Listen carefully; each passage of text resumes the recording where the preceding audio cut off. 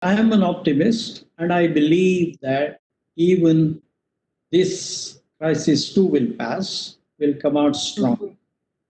But before I go further, talking about the impact of the virus on the Indian economy, I want to make a point. Yeah. If you look at the number of deaths due to coronavirus in India, it is Yeah. 0.25% to 0.5% of the deaths in the developed countries. That's true. Second, India has a mortality rate of 0.7%. In other words, every year about 90 plus lakhs of people die due to various reasons, of which Sure. 2.3 million people die due to pollution. 2.3 million people die due to pollution because India is the most polluted place in the world. True. Now, when you look at 90 lakhs or 9 million people dying naturally, and when you compare it with the death of 1,000 people in the last 2 months, obviously this is not as much of a panic as we all think it is. First of all, we have about 52.5 crores of people employed in the country. Agriculture contributes about 17% of our GDP, and about 40% of the labor force is 43% is employed in agriculture.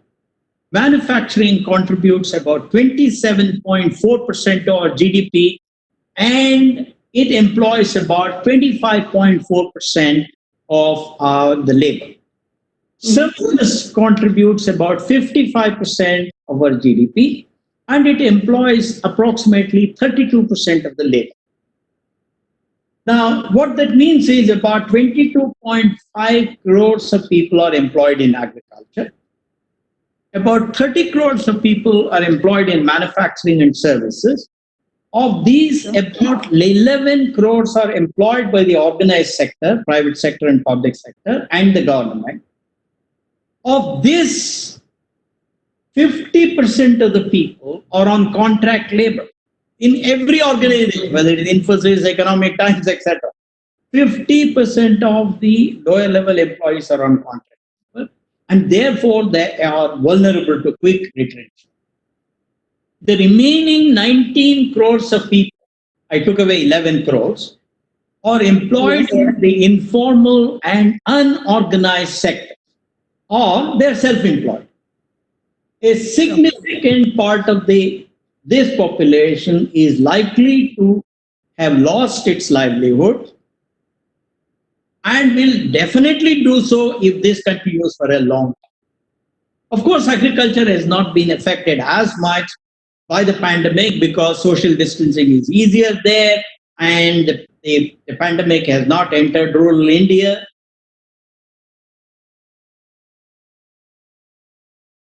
Several sectors of the economy have been severely affected, like airlines, retail, movie industry, restaurants, hospitality, etc.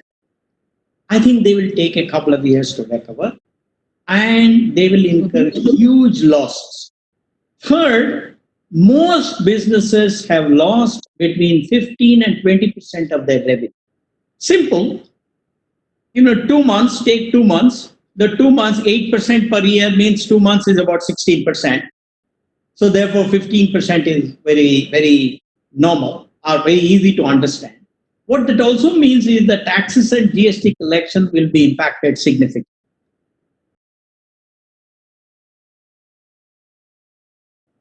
IMF has already estimated the GDP growth rate of India to slow down to 1.9% this year from 4.5% last year. So these are some of the serious impacts of COVID-19.